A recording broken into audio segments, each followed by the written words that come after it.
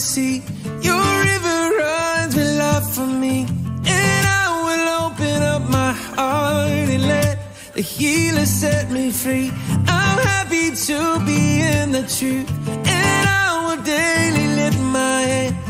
I will always sing of when your love came down. Oh, oh.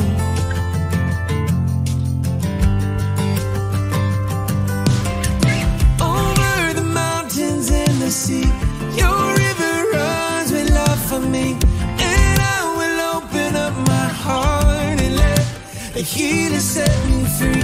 I'm happy to be in the truth, and I will daily lift my hands. I will always sing of when your love came down. I could sing of your love forever. Blessed Sunday. Amen. Blessed ba kayo? Giniginaw po tayo. Mga kapatid, purihin ang Panginoon. Nandito tayo ngayong umaga. Wow, talaga pong trial talaga yung weather natin. Ilan po sa inyo ang nakarating dito by public transpo? Okay, public transpo. Ayun. So most of us, yung mga nakarating, yung mga, the rest, we came here with our private cars. At alam ko po yung pong iba talagang hirap sila talagang makarating dahil nga doon sa weather po natin. So, but still, God is so good. Nandito po tayo ngayong umaga para tayo po ay makapag-gather. We had our, yun pong aming speaking engagement sa Mariveles, Bataan last Sunday. Parang ganito. Actually, yung weather po, nung Sunday na yon last week, was really, really bad. Kasi meron yung Typhoon Goring. Ayun. Akala namin talagang maapektuhan yung Sunday service po nung church na yon, yung Word for the Times. But we're just so thankful kasi the Lord just did a miracle. Kasi ang dami pong nakarating. So we know na gumalaw talaga si Lord. So thank you po sa mga panalangin. And masaya naman po tayo dito last Sunday kasi si Pastor Leo ang nagturo. At di ko pa natatapos yung preaching niya, pero sa umpisa pa lang, sa tingin ko, marami sa atin na nag-enjoy sa mga jokes ni Brother Leo. Pero hindi po, nakakatuwa po talaga yung goodness ng Panginoon. This afternoon, ang mga YAs ay magkakaroon ng kanilang fellowship, God's Blessing of Success. Alright, so si Pastor M po yung magtuturo mamaya at 1:30. Tapos, tuloy ba yung Priscilla? No? Sa Saturday? Alright, so we have 4 events this month. Vineyard, Priscilla, tas yung Youth Fellowship, and our First Couples Bible Study. You know, pag ganitong season dito sa Baguio, eto na yon, July, August, September. Ayan. Mahal na mahal tayo ni Lord dito sa Baguio. Kasi talagang tinuturuan niya tayo to live by faith and not by sight. Alright? May nakita pa ako dun sa Baguio Public Information Office na ano ang gagawin daw natin kapag ganitong season. Kasi marami ang nadidepress dahil dun sa gloomy weather po natin. Alright? So, mga kapatid, alam naman natin kung anong sagot doon at yun ay ang atin pong Panginoon. Alright? At God loves us so much because He uses this weather, this season, para ma-challenge yung faith natin to only look to the Lord. Brethren, today we will continue our series on Habakkuk, chapter 2, verses 6 to 20. And our message is entitled, The Guilt of the Babylonians. Alright? Tamang-tama ba sa weather natin? Okay. Basta bahala si Lord dyan sa word niya. Mga kapatid, tumayo po muna po tayo. Let's come before the Lord and entrust our hearts to the hearing of His word. Hallelujah, Lord Jesus. Father God, marami pong salamat, Panginoon, na sa kabila ng amin pong, Lord, ng amin pong bad weather, Panginoon, Father in heaven, ay uumapaw po ang grasya niyo, Panginoon, upang kami po bilang mga anak ninyo ay makapagtipon-tipon, Panginoon, upang kayo po ay aming pong luwalhatiin at sambahin, Panginoon. Tunay nga, Panginoon, ang aming pagpunta dito, Panginoon, O Lord, ay aming pong expression, O God, ng aming pong pag-ibig sa inyo. Salamat, Panginoon, at tunay na pagpalain po ninyo, Lord, ang puso ng bawat isa at dalangin namin, Panginoon, na walang makapipigil sa mga salita po ninyo upang kami, Panginoon, ay mabigyan ng buhay na walang hanggan araw-araw. Salamat po. Father God, tulungan po ninyo ang inyo pong servant. I pray, Lord, for your grace. I pray, Lord Jesus, for your anointing and your wisdom. Bigyan niyo po kaming lahat na naririto, Panginoon, ng wisdom po ninyo, Panginoon. At tunay nga, Panginoon, ay patibayin pa po ninyo, Panginoon, ang yung church dito po sa Gospel of Grace. Pinapanalangin po namin, Panginoon, ang aming mga brethren na dahil po sa aming bad weather, O God, Lord, hindi po sila makarating. We commit them, Lord, to you. We pray, Father in heaven, na abutin po ninyo sila, saan man sila naroroon. And Lord, even those who are watching sa baba, Lord, we pray na sila'y abutin po ninyo. We also commit our Sunday school to you, Lord. We also commit the service in GOG Bayambang. And Lord, all the churches that are gathering today here in Baguio, Lord, we know, Father God, that this is a trial, Lord, a test, Lord, a very trying weather, Panginoon, for many churches, Lord God. And we pray, Father in heaven, na kayo po, Panginoon, O God, ang mag-a-uphold sa body of Christ ninyo. Marami pong salamat, Panginoon. We bless you, we love you, in Jesus' name, amen. Amen. Let's all take our seats po. Alright. Hindi ko na kaya. Kailangan ko na magsalamin. Mga kapatid, ngayon pong umaga, okay, titingnan po natin ang verses, okay, 6 to 20 ng atin pong series on Habakkuk. Alright? And itong verses 6 to 20, okay, ito po yung second reply ng Panginoon kay Habakkuk the prophet. All right? It's the second reply of the Lord to Habakkuk the prophet. And itong second reply ng Panginoon pertains to the judgment of God upon the Babylonians. And this set of verses, verses 6 to 20, it is called a song of woe. All right? It is a song of woe or a song of judgment. All right? So, kung hahanap, 'di ba sa Bible merong mga psalms na tinatawag, no? Ito, it is a song, itong verses 6 to 20, pero it is awit siya ng ng paghuhusga. It's a song of judgment, all right? Or it's a song of woe. So, ano ba yung ibig sabihin ng woe? Let's look at the word, di ba? Ano ba sabihin ng woe? Makikita natin yan oftentimes sa mga scriptures.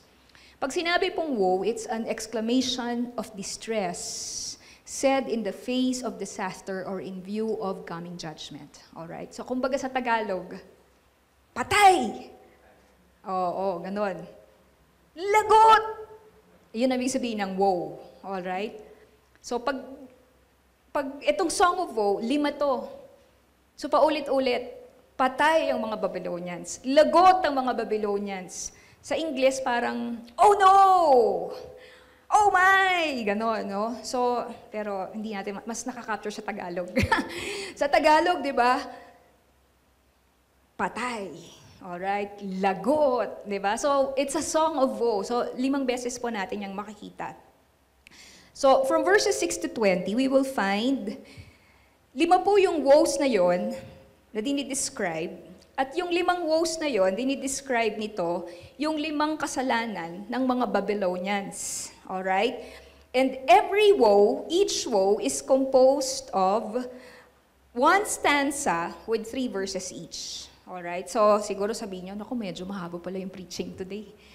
So, ito po yun. Okay? So, the first one, ano po ang guilt or yung sins ng mga Babylonians? So, pinoprophesy ni Lord yung kanilang destruction. Alright? Now, I want you to know na from verses 6 to 20, interspersed dyan ay mga pangako ni Lord. Alright? So, don't you worry, it's not just all about guilt today. Alright, we will find that interspersed in these verses are actually assurances of the Lord. So, ano yung unang-una, no? So, there are 5. It's the guilt of extortion, the guilt of power, the guilt of violence, the guilt of deception, the guilt of idolatry. So, etong 5 na to, ito yung mga reasons kung bakit i-judge ni Lord itong mga Babylonians. Alright, so, just to have a review, yung Habakuk na libro, ito ay sinulat ng prophet na yon kasi marami siyang doubts. Marami siyang questions kay Lord kung bakit hindi ni Lord ginagawan ng paraan yung evil and suffering sa loob ng Judah. So yun yung question ni Habakuk. Bakit ayaw ng Panginoon? Indifferent ba si Lord sa kasalanan? Indifferent ba si Lord dun sa chaos, sa violence? It appears as if God is not doing anything. So, sabi ng Panginoon, huwag kang mag-alala. So, yung first reply ni Lord was, i-judge ko ang Judah, gagamitin ko yung mga Babylonians. So, lalong nataranta si Habakuk. Kasi, ang ine-expect niya, revival siguro. Pero hindi, ang sagot ni Lord was, i-judge na yung Judah through the Babylonians who were so wicked. Alright? Who were so wicked. So, ang tanong naman ni Habakuk next was, Lord, bakit naman sila, of all people, di ba? Bakit naman napakasama nitong napili mong instrument to discipline Judah? So, ito na yung second reply ng Lord. Sa second reply ng Lord, sinasabi niya na, relax ka lang. Relax ka lang kasi hindi pa ako tapos sa mga Babylonians and I'm going to judge the Babylonians. Alright? I'm going to judge them for their guilt. So, 5 yun, yung kanilang sins. Now, makikita rin natin, so let's go to the second main point. The second main point will be the 3 assurances of God. Okay? The 3 assurances of God. There's the assurance of grace, there's the assurance of glory, and there is the assurance of government. Okay? So, ang exciting actually nitong text natin. Tingnan natin muna po, mga kapatid, yung unang-unang kasalanan ng mga Babylonians. It is called the guilt of extortion from verses 6 to 8. Okay? It's called the guilt of extortion from verses 6 to 8. Ilan sa inyo mga kapatid ang naka-experience na ng manakawan kayo o kaya kayo po ay maka-experience ng extortion? Ang ibig sabihin ng extortion, pinuwersa ka na ibigay ang wallet mo, yun, extortion yun. Kinikilan ka, for example, extortion yun. So anything that uses force or intimidation para may kunin sa'yo, extortion yun. Alright? So ilan sa inyo ang, sige po, I just wanna know, na-hold up ka, nanakawan, na-scam? Sige nga po, meron ba sa inyong naka-experience na? Okay. Kami rin. Diba? Oo, naka-experience. Aries. Okay, scam. Alright. Alright. Kala nyo si Aries, walang problema. May mga problema din yan. So, di po ba? I mean, parang hindi ka ata human being kapag di ka naka-experience. Di ba, maka-experience ng hold-up, ng snatch. So, parang hindi ka ata Pilipino pag hindi ka pa naka-experience, masyado ka atang sheltered, no? So, of course, kung mga kids pa kayo, we pray na hindi nyo yun madaanan. Alright? Pero yun na nga, well, that's really, really part of life. So, ang unang-unang kasalanan ng mga Babylonians was yung sin na yun of extortion.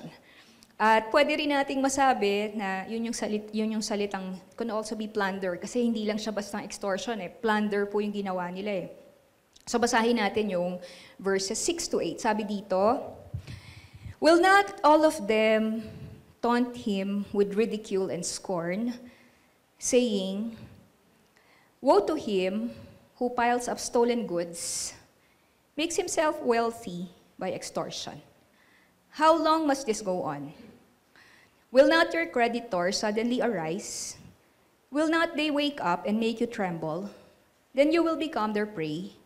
Because you have plundered many nations, the peoples who are left will plunder you. For you have shed human blood, you have destroyed lands and cities and everyone in them. All right? Now, it says here, woe to him who piles up stolen goods, makes himself wealthy, all right, by extortion. The Babylonians, pinalaki nila yung kanilang kaharian at sila ay nagkumamkam ng kayamanan. How? By taking what did not belong to them. Okay? By taking what did not belong to them. So the Babylonians plundered from people who were helpless. They hoarded goods na hindi kanila. In other words, ninakaw nila yung wealth ng mga bansa. Alright? Ninakaw nila yung wealth of other nations. So, the valuables that were taken were not the property of the invaders. Hindi yun sa kanila, pero yun ay kanilang ninakaw. Alright? Ito po ay common sa history ng world. Tama po? Common siya. Yung mga conquistadores, Spaniards, pumunta sa South America, ano ginawa nila? Diba? Pinagnanakaw nila yung mga ginto ng mga Inca, diba? Ng mga South Americans. Tama po? Yung mga Europeans, nagpunta ng Asia. Kasama tayo doon. Alala nyo yung galleon trade? Oh, naalala nyo po yung British India? Diba? Yung empire na yon. So, sa totoo lang, grabe yung kwento ng plunder niyan. Yung mga, of course, interesting din yung kwento ng mga Europeans who eventually became Americans and nagsettle sa North America because America is really owned by Indians, the American Indians. So, ang dami, mga kapatid. Pero, etong sa Babylonians, wala siguro tayong masasabi dun sa level ng kanilang atrocities, level ng kanilang savagery. Bakit po? Kasi wala pang Christian influence ng panahon na to. So you could just imagine yung lack of accountability ng mga Babylonians to do these things because wala pa yung wala pang church nitong panahon na to So the whole world was in darkness. All right? Wala pa ang Panginoon. Israel nga yung supposedly sila yung merong moral law. All right? So ngayon sabi rito sa verse 7, sabi rito, will not your creditors suddenly arise? Okay? Will they not wake up and make you tremble? So, yung creditors na nandito, sino tong mga to? Yung creditors, ito yung mga bansa na hinuthutan nila. Okay? Na nagnanakawan nila. Sabi rito, will not your creditors suddenly arise? Okay? Will they not wake up and make you tremble? Which means, these nations would suddenly arise in revolt. They will make the Babylonians tremble, meaning they would unexpectedly strike back like the forceful seizure of a debtor by his creditor. So yung wala kang sitting pretty ka, you are unworried, and then suddenly, the creditors came and took everything that you have. Alright? So, the whole issue here is kung ano yung tinanim ng mga Babylonians, ito ngayon ang kanilang aanihin. So yung greed na kanilang itinanim, it would all return to them. So, kailan natin ito makikitang nangyari sa kanila? Let's turn to Daniel chapter 5. Okay? We find here that yung Neo-Babylonian Empire didn't last. Okay? So, pagdating dun sa next generation after Nebuchadnezzar, yung anak niya na si Belshazzar, finished na yung Babylonian Empire. Alright? Sabi rito, that very night, Belshazzar, king of the Babylonians, was slain. And Darius the Mede took over the kingdom at the age of 62. So, si Darius was a Mede. So, the Medes, the Persians, they seized the empire from the Babylonians, just like that. Alright? So, ang bilis, no? Ang bilis. So, yung tatay ni Belshazzar, si Nebuchadnezzar, yung tatay ni Nebuchadnezzar, si Nabopolassar. So, halos 3 generations lang yun, tapos na siya. Tapos na siya agad-agad. Okay? Ganun siya ka-quick, no? So, yung sasabi ng Bible na the creditors will seize your belongings right away. Your creditors, you will shake and you will tremble. It happened. Actually, when you read your Bible, this is so interesting because si Belshazzar, yung anak ni Nebuchadnezzar, nangyari ito dahil pinag-iinuman nila ng alak yung mga kopita na supposedly sacred sa temple ng Israel, ng Jerusalem. Ginamit nila sa party nila. Okay? So, ano po yun, di ba? Kumbaga, parang sacrilege yung ginawa nila. Tapos, ito yung lumabas yung handwriting sa wall. So, yun pala, tinimbang ka, ngunit kulang. Di ba? Yun ang lumabas dun sa wall. Tapos, ito na yung nangyari. Pinatay si Belshazzar agad-agad. Alright? So, he was slain after that. Brothers and sisters, wala pong kasalanan that gets unpunished. Okay? No sin ever gets unpunished or ever goes away unpunished. The Bible says that the wages of sin is death. Ibig sabihin nito, hindi natin po pwedeng sabihin na ang Diyos ay walang ginagawa. Ang Diyos ay wala po siyang deadma sa mga kasalanan. So, ang Babylonians, hindi si Lord blind dun sa kanilang ginagawa. God is not inactive. He is not unaffected by the evil in this world. Because the truth is, kahit na po grabe yung mga nababasa natin sa internet, sa news, napapanood natin sa TV, the thing is, we actually don't know the whole story. Alright? We only read and hear about the evil that men do against their neighbors, history or present, but we actually don't know the lives of those people who are committing that kind of evil. Kung papaano sila nagre-reap ng mga kasalanang ginawa po nila. Alright? Unrepentant men and women would always pay for their sins. Alright? So, naiintindihan natin mga kapatid. So, kumbaga, nakikita natin sa news na nagpa-prosper yung mga masasama. But we have no idea of their lives. We have no idea of their sickness. We have no idea of their private lives, of how they are suffering, just like si Belshazzar. Alright? Mga kapatid, ito po. Ito ay hindi lamang message ng Panginoon para saan?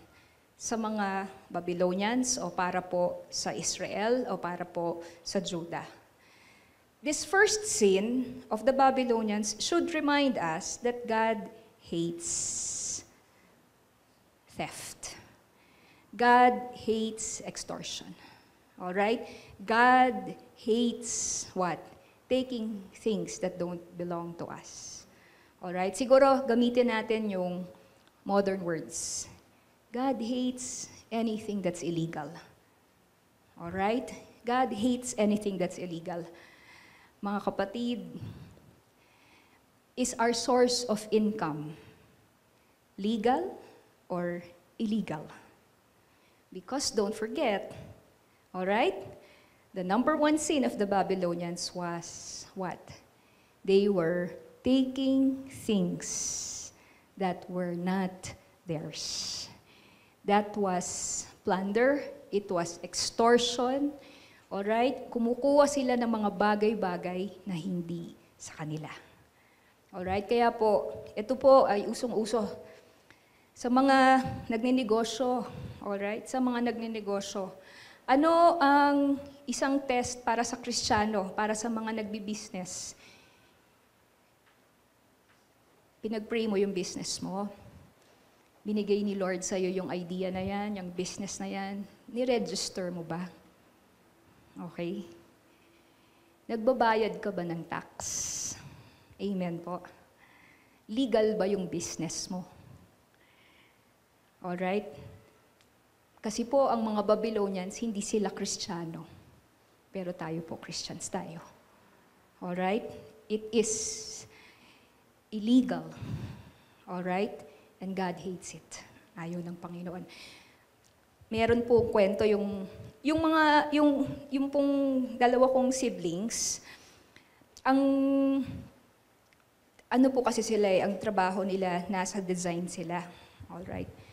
And they would always say, kapag pinagkakakitaan, wag kang gagamit ng pirata. Alright?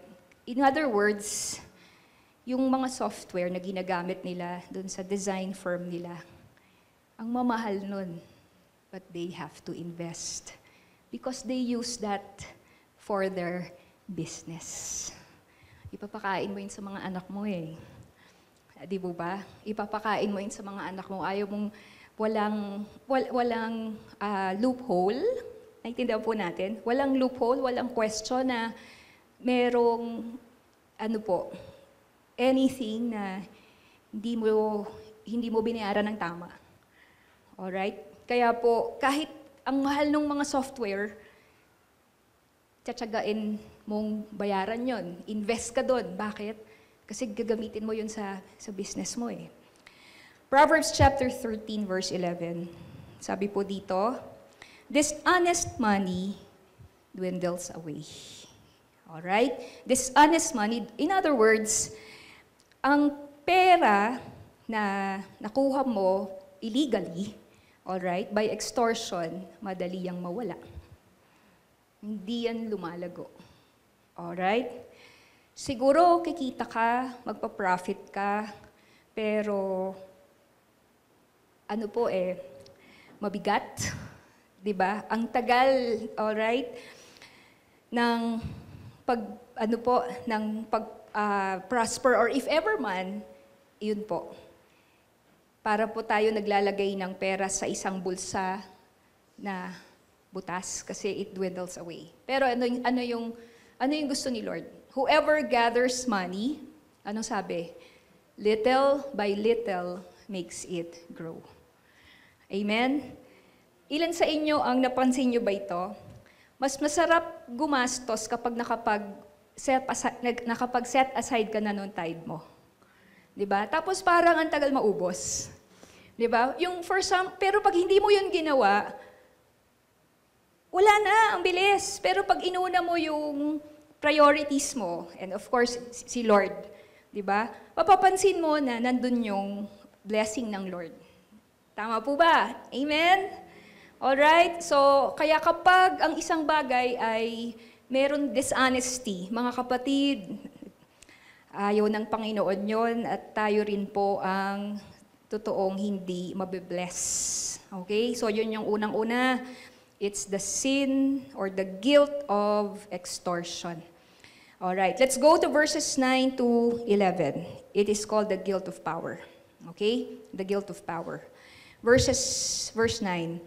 Sabi rito, woe to him who builds his house, alright, by unjust gain, setting his nest on high to escape the clutches of ruin. Okay? Ano kaya ibig sabihin nito? Lagot! Yaong! Okay? Nagtatayo ng kanyang tahanan, ng house, by unjust gain, setting his nest on high to escape the clutches of ruin. So, si Nebuchadnezzar, yung Neo-Babylonian Empire, sila po, akala nila they are untouchable. Okay? Ibig sabihin, because of their wealth that they have gotten from unjust gain, they were thinking that nothing and nobody could ever topple their dynasty. Okay, nothing or no one could ever topple them from power. Meron pong isang inscription, kasulatan, na si Nebuchadnezzar yung sumulat. Alam niyo po ang sabi niya, one of his chief purposes for strengthening the walls of Babylon was to make an everlasting name for his reign. Okay? So, yung prayer daw ni Nebuchadnezzar dun sa kanyang Diyos na si Marduk, ito, grant as your gift life for many generations, an abundant posterity, a secure throne, and a long reign. Alright? So, sabi rito, woe to him who builds his house by unjust gain, setting his nest on high. Alright? Yung nest dito pertains to the empire. Alright? It also pertains to the dynasty of Nebuchadnezzar. So, ang idea ni Nebuchadnezzar is that yung empire niya ito, alright, would be set on high kasi po, ang mga ibon, upang nang sa ganon, hindi po bumagsak yung kanilang mga saplings, yung kanilang mga, ano ba yun? Sisiw. Saan sila magbibuild ng nest? They would usually build their nest on rocks. Alright, on high, sa mga rugged rocks na nasa mga tuktok yan, nasa mga tuktok. Para nang sa ganon, hindi yan basta-bastang maaabot, alright? Hindi yan basta-bastang gagapangin o aakyatin ng mga beasts or mga animals, no? So, these birds would build their nests on high. So, politically, that's what Nebuchadnezzar did, no? The Babylonians did. They wanted to set their nest on high.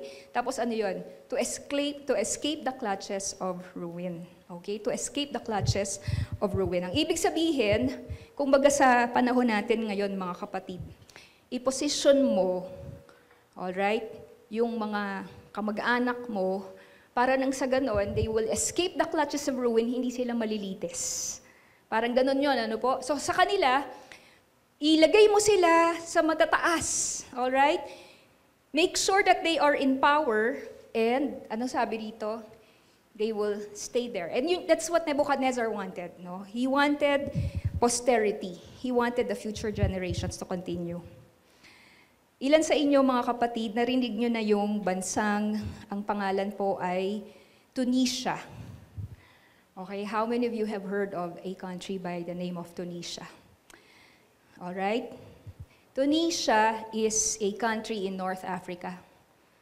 It's a country in North Africa. Kung gusto nyong ma-encourage sa Pilipinas, tingnan mo yung mga bansa sa Africa. Dahil sobrang worse ng kanilang sitwasyon doon. Ano ang interesting dito sa Tunisia? Sabi po, in Tunisia, there are no Big Macs. Kasi di ba sabi nila yung Golden Arches, kahit saan lupalop ka pumunta meron. May McDonald's. Pero may isang bansa walang makapasok na McDo. At yun yung bansang Tunisia. Bakit daw? Alright, makikita natin. Ito pong verse na to, apply sa mundo natin. Sabi po dito, there are no Big Macs in Tunisia. That's because the McDonald's franchise was awarded to a business. Unfortunately, that business didn't have connections to the ruling family, and the government stopped the fast food chain from entering the country. Okay? So yun. From 1987 to 2011, President Ben Ali created laws that meant companies needed permission to invest and trade in certain sectors. This allowed him to shut competition while letting 220 family businesses monopolize numerous industries, including telecom, transport, real estate.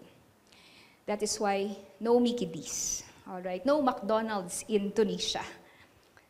Nung binabasa ko to, Lord, we are in good shape. Because we have so many McDonald's. Ang dami naming, di ba? Huwag na lang Jollibee kasi atin yun eh. Ang dami nating McDonald's, di ba? So, Lord, thank you. I mean, dami namin problema sa Pilipinas, pero hindi pa naman kami ganito kalala. 'Di ba? Na McDonald's kasi ito eh, 'di ba? Tapos hindi siya makapasok dahil dun sa setting your nest on high. All right? So, hindi at alam niyo po, ito yung effect nito.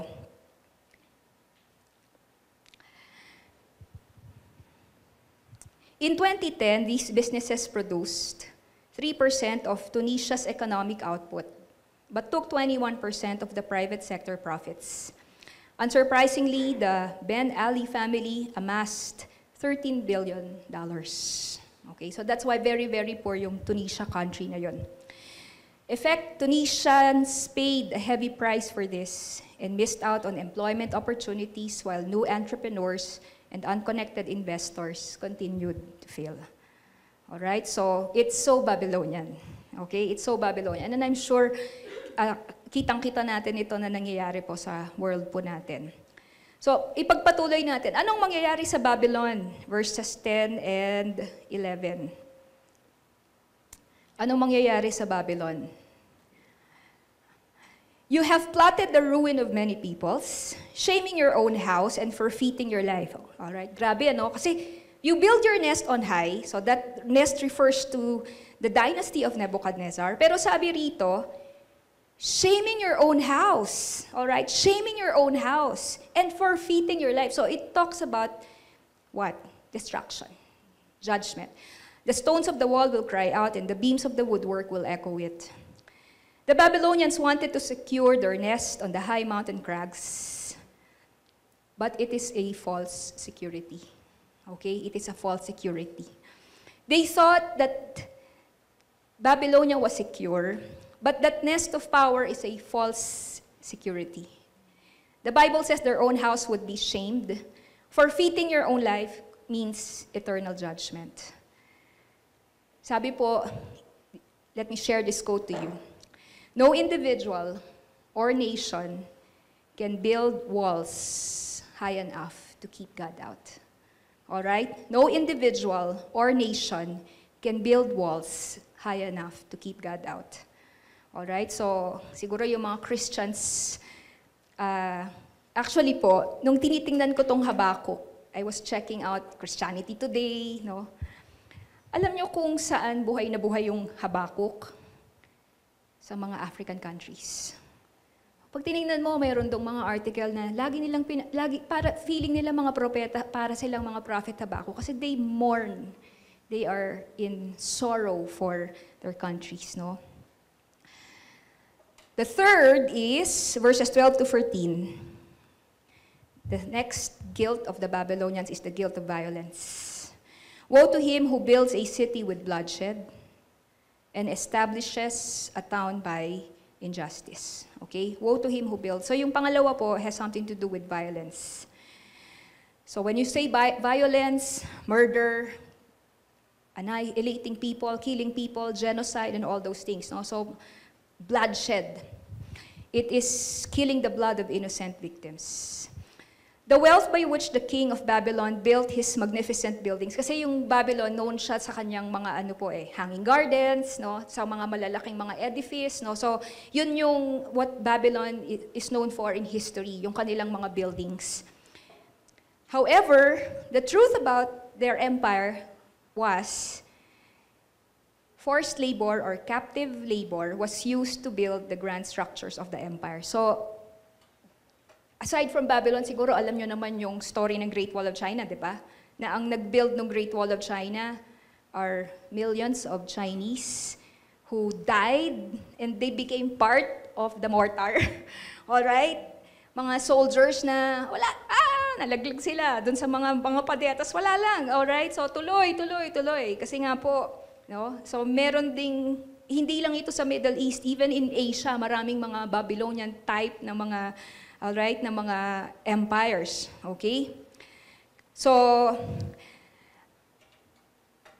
ito yung kwento nila, no? Ito yung kwento nila, yung kanilang mga hanging gardens, mga buildings, edifices, it was actually built by bloodshed, alright, by captive labor. Ilan sa inyo, so tingnan natin yung, again, i-connect natin sa modern day. Alright? I-connect natin sa modern day. Ilan sa inyo ang aware kayo doon sa mga cases against China tungkol sa genocide na ginagawa nila doon sa North? Kasi ang China po, meron siyang province sa North, alright? Meron siyang province sa North. Ang pangalan ng province na yon, Xinjiang. Okay, it's called the Xinjiang province. Ang mga nakatira doon, hindi sila mga mukhang Chinese. Pero Chinese sila, considered sila na part ng China. Ang mga nakatira doon, hindi sila mga, yung tinatawag na Han. Ang mga nakatira doon, ang tawag sa kanila, Uyghurs. Okay, mga tawag sa kanila, Uyghurs. Ngayon, yung mga human rights na mga grupo all over the world, sina-satellite image nila yung lugar na yun ng Xinjiang kasi ang daming concentration camps. Alright? Kasi hundreds of thousands ang pinapatay, alright? Nakakulong as prisoners. Now, ito yung modern day Babylon. 20% ng cotton ng mundo galing doon, sa Xinjiang. Okay? Ang cotton pickers, yung mga Uyghurs na tinatawag. That's modern day forced slavery. Alright? So, siguro nabalitaan ninyo na sometime in the past, a few years ago, yung mga suot natin, yung mga suot natin, yung binili mo sa H&M, yung mga t-shirt mong Nike, Adidas, yung cotton yan, malaki yung possibility na galing yan sa, doon sa North China, na ang gumawa, ang nag-harvest yung mga Uyghur slaves. Alright? That's why, I think a few years ago, yung mga brands na yon, mga big brands, they stopped importing from China. Okay? So, mas di ba pag tingnan mo, mas complicated yung panahon natin kasi meron siyang economic na implications. Isa pa, alright? Alam niyo po yun, ito napanood ko or nabasa ko. Ang isang kilalang ang isang ine-export ng China, alam niyo po kung ano, na ang number one consumer ay the United States. You won't believe what it is. It's wigs, all right? Hair extensions. Maybe because of Hollywood, I don't know. What they would do, they would force these Uyghur ladies, all right, hundreds of them, to grow their hair and then cut them bald. All right? So, now the question is, would you still buy a wig? Would you still put, di ba, hair extensions? Kasi, maiisip mo, sino kayang Uyghur yung kinalbo nung, di ba? Ganon yun, ano po? So, grabe po mga kapatid yung nangyayari. So, ang kanilang objective was, actually, grabe po yung mga abuses. No? So, syempre, lahat yon wala namang magawa, lahat yung dinideny, no? Lahat yung dinideny ng China. So, grabe po yung mga human abuses na they want the people, all right, kumonti ng kumonti. So, the men or the women, they are forced to sterilize themselves, no? They have this forced sterilization para hindi na sila magkaanak. So, ang dami pong ganun. And, ano sabi ni Lord? Okay? I'm sure maraming Christians sa China, and siguro nakababasa nila to, woe to him who builds a city with bloodshed. So, woe to him na pinrosper mo, ginawa mong strong yung bansa mo by oppressing. Alright? By oppressing others with bloodshed. And you establish a town by injustice. So, mga kapatid, sana po habang we go through this, we also realize na God and the Word of God is so involved with bigger things, di ba? Na huwag tayong matakot to engage on current news, current events, as if, di ba, na it's just me and the Lord every day, di ba? So I'll just leave it to the world to become the world. Hindi po eh. The Word of God has something to say with the injustice, the suffering, and the evil. So, anong mangyayari doon po sa third woe na to? In verse 13 it says, "Has not the Lord Almighty determined that the people's labor is only fuel for fire, that the nations exhaust themselves for nothing?" Grabe po. So this is the sovereignty of God. Has not the Lord Almighty determined that the people's labor is only fuel for fire? So, yung immediate application nito, the Babylonians, of course, were defeated and their dynasty was stopped. And up to now, sa mo makikita yung mga parang kung gusto mong malaman kung nasan yung Babylonians, that's present-day Iraq. Alright? That's present-day Iraq na ang daming putukan and everything. Kaya yung mga archaeologists, sabi nila, huwag kayong magputukan kasi paano na yung Babylon? Kasi nandun sa ilalim mga artifacts, nandun sa ilalim mga building nila, pero who cares, di ba? Di ba parang who wants to go to Iraq in the first place, di ba? That's the last place na gusto mong puntahan. Pero, nandun yung Babylon eh. Nandun yung Hanging Gardens and ano sabi ni Lord? Magiging mga panggatong kayo. Yung city ninyo, yung empire nyo, magiging panggatong. Babylon was so proud of what she had built, but God said it won't last. And true enough, it didn't last. The fourth is the guilt of deception.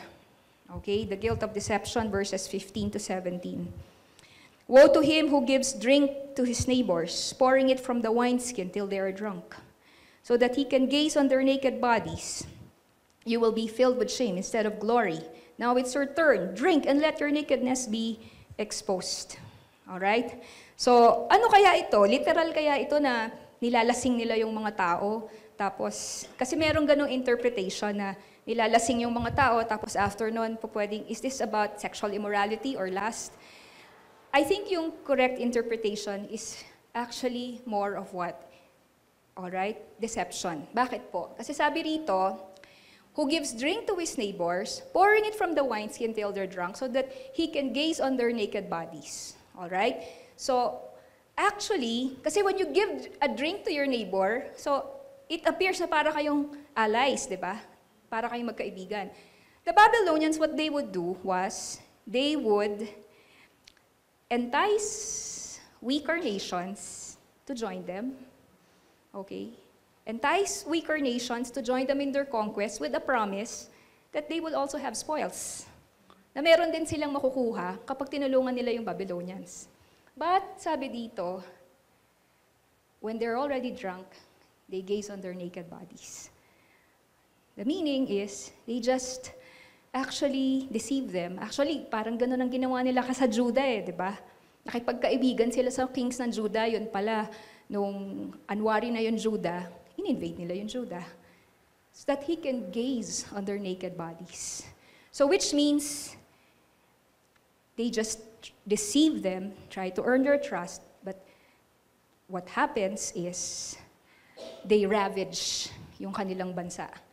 Alright? So, that's a guilt of deception. In verse 16, sabi po rito, "You will be filled with shame instead of glory. Now it's your turn. Drink and let your nakedness be exposed. The cup from the Lord's right hand is coming around to you, and this grace will cover your glory." Ano ba yung ibig sabihin ng the cup from the Lord's right hand is coming around to you? Yung cup po na yon refers to the divine punishment of God. And it is certain that it is coming, and this grace will cover their glory. So kung ano yung ginawa nila sa mga weaker nations, yun din ang gagawin sa kanila nitong mga creditors na to. Ito po, interesting itong verse 17. "The violence you have done to Lebanon will overwhelm you, and your destruction of animals will terrify you. All right? For you have shed human blood, and you have destroyed lands and cities and everyone in them." Nung binabasa ko to, it's so interesting. Alam niyo po kung bakit? The violence you've done to Lebanon. So apparently, Lebanon is one of those countries, those nations, that they deceived to probably join them in their campaign. Now, Lebanon is known for their cedars. All right? It's known for their huge, strong, hard trees, beautiful, diba? Fragrant trees called cedars. Sabi rito, the violence you've done to Lebanon will overwhelm you and your destruction of animals will terrify you. So what happened? What happened was, they deceived Lebanon, they denuded their forests, kinalbo nila yung mga natural resources ng Lebanon. Okay? Saan nila ginamit yon?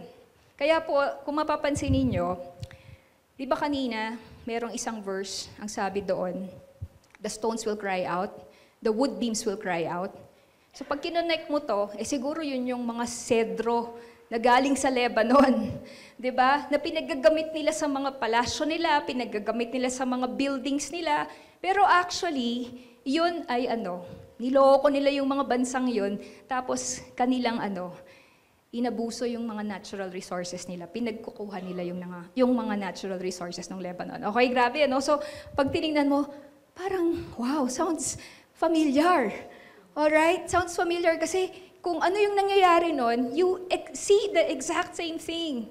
So, it's happening all over the world. It's happening in history. Okay? It happened in history and tawag dito, ang dami pong examples no? Ang isang example na nabasa ko was yung isang mahirap na country, it's called Burma or Myanmar. So ano yung natural resource nila na kinukuha? It's called their jade, yung green jade na ina-export nila sa China. So alam niyo naman yung kwento, for example, ng mga diamonds in Africa, di ba? Yung mga ganun, So, it's not something new.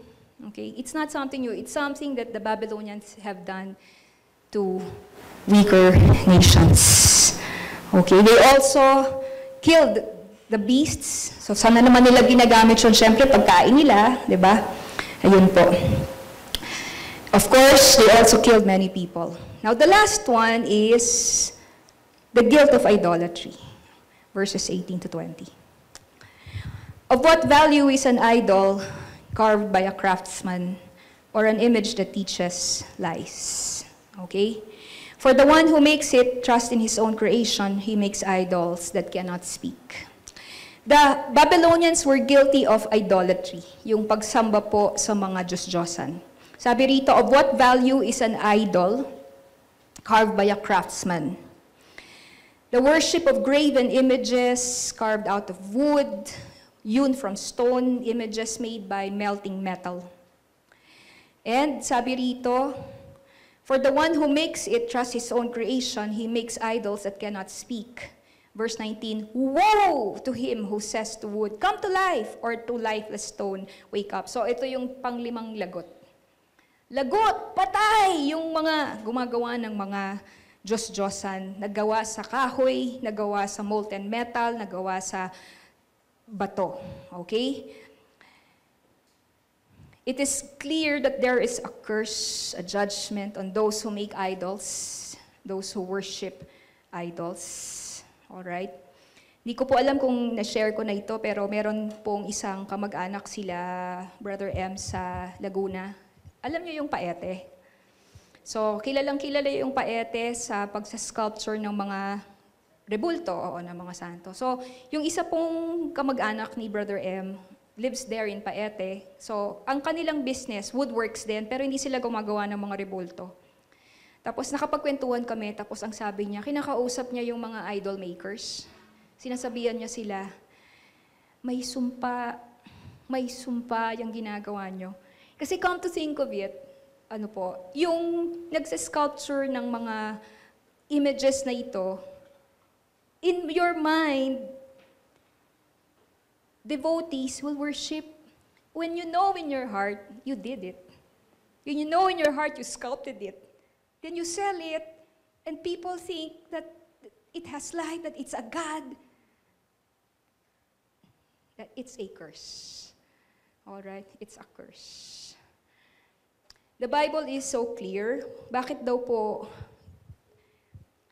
it is a guilt It is a sin. Worshipping idols is of no value because the person who makes it is simply trusting in his own creation. It is also a teacher of lies. People are deceived, deluded by idols, thinking that idols could help them. Alright, so yun po yung last sin ng mga Babylonians. Now, mga kapatid, siguro sasabihin natin, ay, wala na ako nung sin na yan. Save na ako dyan sa sin na yan.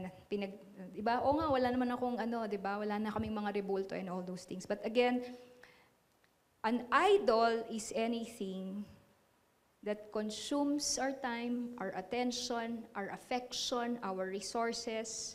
It consumes our love and our devotion, the love and devotion that we should be giving to God and to God only.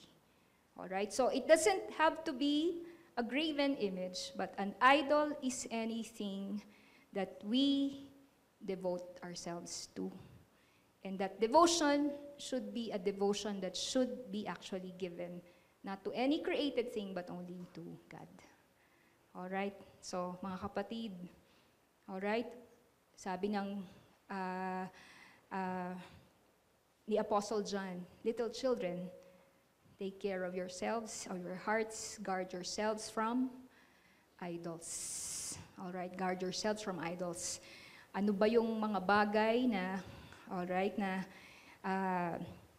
mga bagay na takot kang mawala? Mga bagay na hindi mo ipamigay kasi actually, pinagmamay-arian ka na nitong mga bagay na to. You have now become a servant of these things. I remember what J.I. Packer said. Idolatry was invented to provide sinners with gods they can worship while remaining their own masters. One of the contradictions of fallen human nature is the desire to be the Lord of what one worships. As a creature, man yearns for a God to serve, but as a sinner, he is resolved to play God himself and demands that everything else should serve him. So, ang isang bagay ay, pag tayo po ay, ang isang idolater, part of him or her wants to worship. But dahil siya ay isang makasalanan, gusto niya siya yung Diyos. Alright? So, an idol is something that you can, of course, manipulate. Now, yun yung 5 kasalanan ng mga Babylonians. Ano nga po yun? The sin of, or the guilt of, all right, the guilt of extortion, the guilt of, next, power, the guilt of violence, the guilt of deception, and the guilt of idolatry. So, kung ikaw si Habakkuk the prophet, magrereklamo ka pa ba kay Lord na si Lord ay indifferent or hindi nakakapansin ng evil and suffering sa mundo, sa daigdig? Hindi na po, di po ba? Diba? Kasi, ang specific ni Lord, pati ba naman yung mga puno, pati ba naman yung mga animals sa Lebanon, God cares about how creation was, abused. Alright? God cares even how creation was abused. Alright? So, nothing is hidden from the Lord, mga kapatid. So, let's now go to the 3 assurances of God. Itong 3 assurances of God, hindi ito para sa mga Babylonians. Para to dun sa remnant, okay? Para to sa remnant ng Judah. And of course, para po ito sa church. The assurances of God, the assurance of grace, the assurance of glory, the assurance of government. Alright? Let's go first to the assurance of grace. We took this up already 2 Sundays ago. Kaya lang, isama natin, kasi part siya talaga nung yung naka-intersperse yung mga assurance ng Diyos doon sa second reply po niya. Ano po yung assurance of God's grace? Habakkuk chapter 2, verse 4. Alright? Anong nakalagay doon? But the righteous person will live by his faithfulness, or in the NASB, nakalagay doon, will live by his faith. Alright? Brothers and sisters, God is opposed to the proud, like the Babylonians. But God gives grace to the humble. Alright? Amen po? God is opposed to the proud. Alright? Wala kang mapapala kapag nagpaka-proud po tayo. Alright? Wala po tayong mapapala kasi kalaban natin si Lord eh. Ayaw ni Lord ng proud eh, di ba? God is opposed to the proud. Okay? But He gives grace. Kanino po? To the humble. Sabi po yan ng James. Sabi po rito, the righteous person will live by his faith. We humble ourselves to God when we have faith. Amen? We humble ourselves to God, all right, when we have faith. Okay? But pride could spoil even our most sincere intentions. All right? Kahit na yung pinaka-noble, sincere na intentions na meron po tayo, it could be all be spoiled. Kasi ang background dito, the proud is puffed up and his desires are not upright, which means pag anumang bagay na maganda yung ating, noble yung ating intention, pero doon sa loob doon, merong self-exaltation or self-glory, pride could spoil. Alright? But what purifies the heart is faith. Amen? What purifies the heart is faith, and it therefore receives the grace of God. Alright? Kasi mga kapatid, kapag po yung heart may faith, alam mo na wala ka kasing kayang gawin. Alright? Alam mo na it's apart from the Lord, you can do nothing. So faith purifies the heart. It removes the pride. And therefore, it receives grace. Amen? Do you want grace? Amen? We all want grace, di po ba? Faith purifies the heart. So that's the first assurance, the assurance of grace. Now, today, ito yung word ni Lord sa mga Babylonians, di po, ay sa mga remnant ng Judah. That if they live by faith, they will see the salvation of God. That faith is what will bring them joy, what will bring them peace, even when they go through these calamities. Brothers and sisters, the word of God to us today, since we're not Israel, is the gospel. We receive grace if, when by faith, we trust Christ and only Christ, His death on the cross and His resurrection for our salvation. And after that, everything is by faith, everything is by grace. Puntahan po natin yung second assurance po ng Panginoon. It is the assurance of God's glory. Verse 14. For the earth will be filled with the knowledge of the glory of the Lord as the waters cover the sea. Okay? Ito ay naka-interspersed doon sa the sin of deception, okay? Wherein the Lord said, verse 13, the people's labor is only fuel for the fire, that the nations exhaust themselves for nothing. Pero, biglang pinasok ng Panginoon yung verse 14, for the earth will be filled with the knowledge of the glory of the Lord as the waters cover the sea. So, ibig sabihin, yung mga bansa kapareho ng Babylonia, ito ay fuel for the fire. They exhaust themselves for nothing. Magugunaw sila, mawawala sila, pero ano lang ang mananatili? Ang mananatili lang ay ano? Alright? Kaharian ng Panginoon. Ang mananatili lang ay ang glory ng Panginoon. Alright? So everything will be destroyed. Everything will be, all the kingdoms of the earth. But sabi po rito, the earth will be filled. When will this happen? It will happen in the reign of Jesus Christ. First and foremost, dun sa tinatawag na millennial reign ni Lord, yung 1,000-year reign ng Panginoon. For the earth will be filled with the knowledge of the glory of the Lord as the waters cover the sea. Now, ano po nitong verse na to mga kapatid? Bakit po? The entire earth will one day be filled with the knowledge of the glory of the Lord. When the Messiah rules in His kingdom, the knowledge of the glory of the Lord will be worldwide. Okay? When the Messiah rules in His kingdom, the knowledge of the glory of the Lord will be worldwide. Is the knowledge of the glory of the Lord right now prevalent? Di ba hindi? Hindi po eh. Pag tinignan mo yung Wala, napaka-secular ng world natin eh. Pag sinabi mong secular, actually, ibig sabihin nun, godless. Godless ang edukasyon. Godless yung mga nakikita natin sa ating mga pinanonood, sa ating mga news, lahat, secular, no? Secular. Pero actually, yung ibig sabihin nun, godless. Tanggalin mo si God doon sa how you read things, no? So, this is not true right now. All right, this is not true right now, but there will come a time in the millennial reign of the Lord and onwards wherein the knowledge of the glory of the Lord will fill the earth. Ang ibig sabihin po nito, so extensive and abundant will be that knowledge that it will be like water covering the sea. All right? So extensive is that knowledge that it's like water covering the sea. Sabi nga dito sa sabi sa Jeremiah chapter 31 verse 34.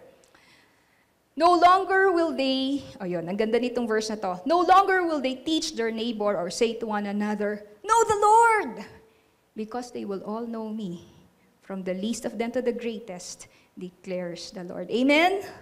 Okay? Wow! The earth will be filled with the knowledge of the glory of the Lord. Nung Friday, nag-fellowship po kami nila Pastor Leo, Sister Joy, and Pastor M also. Tapos, naalala ko dun sa preaching ni Brother Leo last Sunday, may na-mention siya na na-depress siya. Okay, dun sa first. Tapos nagkikwentuhan kami, so natanong namin, "Bro, kumusta na kayo? Kumusta na kayo?" Tapos nakakatuwa kasi nakwento nga niya, sabi niya, "Alam mo ma'am, na-depress ako eh." Sabi niya, na-depress siya. So, aside dun sa mga na-share niya po sa atin dito, sabi niya, nanood ako ng mga travel vlogs. Alright? Okay, travel vlogs. Tapos, kakapanood ko siguro, alam mo, paglabas ko, ang sama-sama na ng loob ko. Pagkakita ko dun sa Bayambang, sa Tarlac, para ako nagkaroon ng sa Panginoon na, "Lord, bakit ganito kami?" Diba? Bakit hindi straight yung line ng pedestrian? Sabi niya, ganun yung level, ma'am. Sabi niya yung parang sabi ko, "Hala, bro, para ka ng si Habakuk niyan. Para ka ng si Prophet Habakuk na nagsusorrow yung heart mo." And nakapagkwentuhan po kami. Sabi nga namin sa kanya, alam niyo mga kapatid, parang napaka-identical naman ng experiences natin. Alright? Kasi actually, na-share ko ata to sa young adults. Nung bumalik kami from HK, siguro mga ilang weeks rin na meron kaming ganun. Alam niyo yung parang holy inggit para sa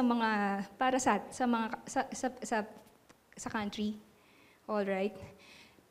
Yung holy inggit na, sana Lord, kami rin naman, magkaroon din naman kami ng chance. Alright? So, sabi ko nga kila Brother Leo, alam niyo, meron pa akong kinuna ng picture. Merong isang guy na naglilinis siya ng kisame, tapos meron silang machine na nakakapagpataas. Tapos parang, uy, kailangan namin yan ah. Diba? Alam mo yung ganon. Tapos pagpunta namin dun sa Chimsachoy, kasi old city yun, diba? Yung Kowloon. Old city talaga siya. Meron silang truck na panglinis ng sidewalk, na pang scrub, na pang sabon. Alright? Tapos tinatapunan nila ng tubig. Sunday nila yung ginagawa para hindi siya di ba kasi usually sidewalk maaasim. Di ba? Ang babantot ng mga sidewalk, di ba? Tapos yun talagang ini-scrub nila. Tapos, hala, nakakahuli inggit naman to. Sana meron din kami niyan. Kaya nang sinishare ni Pastor Leo, nagtatawanan kami kasi parang identical yung ginagawa ni Lord sa kanila, yung ginagawa ng Lord sa aming mga hearts. Parang meron kaming Habakuk experience. Pero ito po, we do not sorrow the way that the world does. Okay? Hindi po tayo nagagalit. Alright? Bakit po? Kasi alam natin that the culprit is sin. Alright? That the culprit is sin. Now, when you go to Habakkuk chapter 2, verse 14, alam niyo po, si Lord nilagay niya pa tayo dito sa earth for a purpose, for a reason, na maging light po tayo. Pero alam niyo po, no one could ever right the corruptions, the evil, the suffering in this world except the Lord Jesus Christ. And it will all one day happen in the kingdom of the Lord. All right? It will all one day happen in the kingdom of the Lord. So, yes, we have these moments of sorrow. We have these moments of para ka naglalambing sa Panginoon. We have these moments na parang, di ba, meron kang inggit sa heart mo para sa mga ano na to. Alam niyo pa, kwento pa nung kapatid ko. Pag ang HK, meron silang surplus sa funds nila. Pinapamudmud nila yun sa mga citizens. So, it happened sometime in 2010 na nagkaroon ng excess yung tax. Uy, may excess. O pinamigay nila dun sa mga citizens. Kailan kayo mangyayari sa atin yun? Di ba? Excess! Tapos ipapamigay mo dun sa mga Pilipino, di ba? Di ba? Parang, wow! Patindi. Talagang si Jesus na siguro yung King of Kings and Lord of Lords ng Pilipinas pag nangyari na yun. Di ba? Excess ng tax, excess ng funds, tapos na sumobra, pinamudmud mo dun sa mga taga-HK. Tapos eto nga, pandemic. Alam niyo po ba since 2021, lahat ng Hong Kong citizens from 18 years old and above, meron silang stipend. Sabi ng ate ko, mag-end na yan sa October. Kailan yan nagsimula? Noong 2021. Di ko alam kung how regular that was. No? Pero kahit yung anak niya na nagkaka-18 lang, nakaka-receive. Alam niyo po yun. So, ito yung mga ano. Pero sabi nga ni Abraham, di ba? Si Abraham, binigyan siya ng promise ng Lord of the promised land sa Canaan. Pero still, anong sabi? He was looking forward to a city whose architect and builder was God. In the end, brothers and sisters, we're looking forward to the kingdom of God. All right? That's what we are looking forward. And the last is the assurance of God's government. Okay? The assurance of God's government. Verse 20. So ito na yung last verse ng Habakkuk 2. The Lord is in His holy temple. Let all the earth be silent before Him. Kung ako si Habakkuk, the prophet, ang sasabihin ko, sinabi ni Lord, ibig sabihin, sinasabi ni Lord, manahimik ka na. Diba? Bakit po? The Lord is in His holy temple. It's not Nebuchadnezzar. It's not Zedekiah, the king of Judah, or Jehoiakim, the king of Judah. It's not these people, or si king of Assyria. It's not. Sino daw po ang totoong nagre-reign? The Lord. Amen? Brothers and sisters, idols, kasi this one came right after the last guilt. Idols are nothing, but the Lord is in His holy temple. Idols are nothing, but the Lord is self-existent. Wala nag-create kay God. Alright po ba yun? Kasi kung may nag-create sa Kanya, hindi na siya God. No one created God. Alright? He is infinite, eternal past and future. The Lord is self-existent, eternal, living, sovereign, ruler over the heavens and the earth. For Habakkuk, the message was clear. Let all the earth be silent before Him. And this even goes for the prophet. Habakkuk was to stand in humble silence before God because God is far from being indifferent towards evil and suffering. Amen? He's not insensitive to their suffering, to the sufferings of those weaker nations, to your suffering. He is not indifferent or insensitive to our suffering, brothers and sisters. In fact, He's not even insensitive to the suffering of His creation. The Bible says the cup from the Lord's right hand is coming around to you, and this grace will cover your glory, says the Lord to the Babylonians. In other words, that destruction and judgment of all wickedness and sinfulness is certain.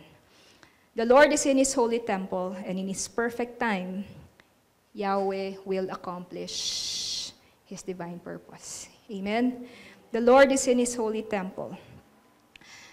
The closing verse of this song of woe recorded by Habakkuk serves as a link to the song of worship. So, pupuntahan na natin yung pinaka-favorite na portion ng Habakkuk chapter 3 for the next 2 Sundays. Even though the fig tree does not bud and there are no olive crops on the hills, yet I will rejoice in the Lord. Yun po yung popular na verse sa Habakkuk 3. It doesn't mean, however, that Christians should do nothing and wait for rapture. We are used to use our lives to be salt, to be light, to serve God and others, to keep telling others about the hope of glory, who is Jesus Christ, and the gospel of salvation. But just like Abraham, wag po nating ilagay yung hope natin sa mundong ito. Alright? We look to a city whose architect and builder is God, and we can draw strength and comfort from the assurances of the Lord, the assurance of grace, glory, and government of God. No one but the King of Kings and the Lord of Lords could ever rule with perfect justice and righteousness. Kahit na, wow, ano pa, di ba? Gumawa ka pa ng strategic planning patungkol sa Tunisia, di ba? Sa Pilipinas, sa mga bansa na ang daming pinagdadaanan, di po ba? But still, wala pong makakasolve. Walang makakasolve, mga kapatid. Alright? Christians tayo, alam natin yon. Okay? Nobody can ever rule with perfect justice and righteousness. But that perfect justice and perfect reign will only be experienced forever and ever in the kingdom of the Lord Jesus Christ. Amen? Are you part of that kingdom? Of course! Alright? Kaya mga kapatid, kahit ngayon pa lang, di ba? May foretaste na tayo ng kingdom na yun. So, let's all stand because we have the Lord's table ngayon pong umaga. It's a beautiful time to remember the death of the Lord that purchased us from our sins. Sige po, can we just bow our heads for a short while in response to God's word? Lord Jesus, thank you for the grace you gave us this morning. This was a hard text, Lord. It was a long text, but thank you for the grace. Thank you, Lord Jesus, for the Holy Spirit giving us understanding. Thank you for the Holy Spirit giving us, Lord God, the strength to listen, the attention, the wisdom, O God. Lord, thank you for your word. Alam namin na ang salita po ninyo, Panginoon, ang hahawakan namin when the storms come, when the floods rise.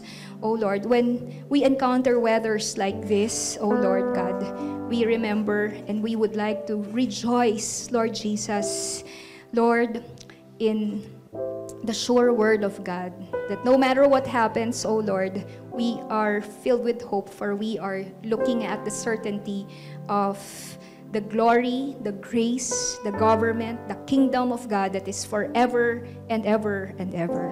Maraming pong salamat, Panginoon. Thank you, Lord Jesus. Brothers and sisters, pumila na po tayo for the elements, at habang pumipila tayo, mamawi tayo sa Panginoon. Let's come before the Lord and let's sing.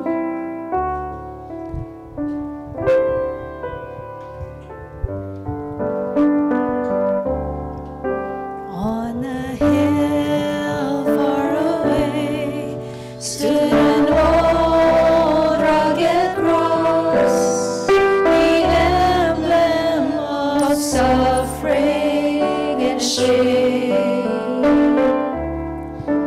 And thy love that on the cross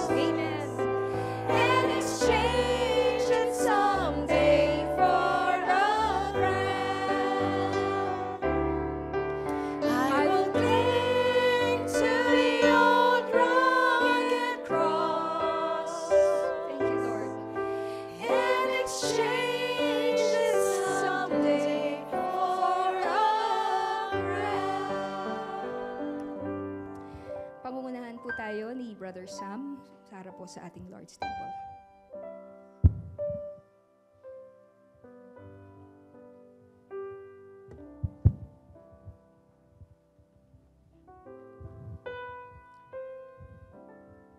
Let us remain standing in honor and reverence the word of the Lord. You know, brothers and sisters, I'll just remind ourselves, let us just remind ourselves about the practice of remembering the death of Christ and his resurrection. You know, the power of the gospel is so powerful, you know. It is the power of God that save those who believe in Christ. You know, it's so powerful. It's so worthy of remembering. And so we thank God for this time of remembering his death and resurrection. Oh, it's all about the gift of salvation that we have received from him. And so today, in remembrance of him,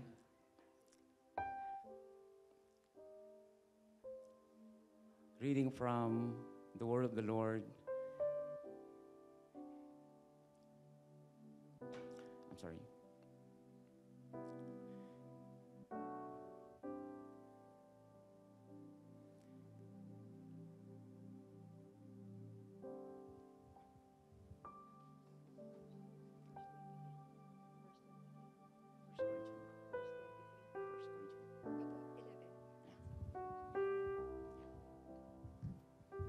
Reading from the word of the Lord, 1 Corinthians 11, verse 23 and following.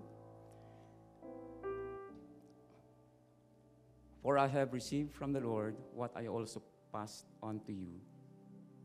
The Lord Jesus, on the night he was betrayed, took bread, and when he had given thanks, he broke it and said, "This is my body, which is for you. This is in remembrance of me." In the same way, after supper, he took the cup, saying, "The cup is the new covenant in my blood. Do this whenever you drink it in remembrance of me. For whenever you eat this bread and drink this cup, you proclaim the Lord's death until he comes. So then, whoever eats the bread or drinks the cup of the Lord in an unworthy manner will be guilty of sinning against the body and blood of the Lord. Everyone ought to examine themselves before they eat of the bread and drink of the cup." Purihin po kayo, O Diyos.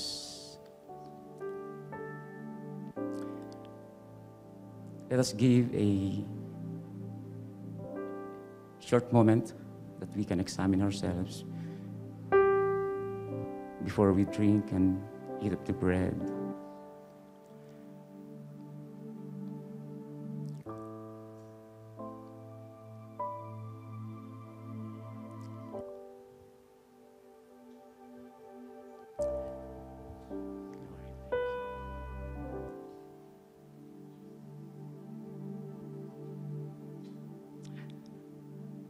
Father God, we're so blessed this time that we can remember the death of your Son. The power of your gospel is so powerful, Lord. It saved us. And it's so worth remembering, Lord. Panginoon, ang aming mga buhay po dito sa mundong ito, Lord, mawawala po kami. That's the reason, Lord. It's so gracious of you that you allow us, Lord, to remember that gospel, oh Lord, that culminated, Panginoon, dun sa kamatayan ng aming mahal na si Kristo. Salamat po, Lord, this time that we can remember his death and his resurrection. And so we thank you today, brothers and sisters. We thank you for God's provision of the bread that symbolizes his body that was broken for us. And of course, the wine that symbolizes his blood, ang kanyang forgiveness po sa bawat isa sa atin. And so we eat of the bread and drink of the cup.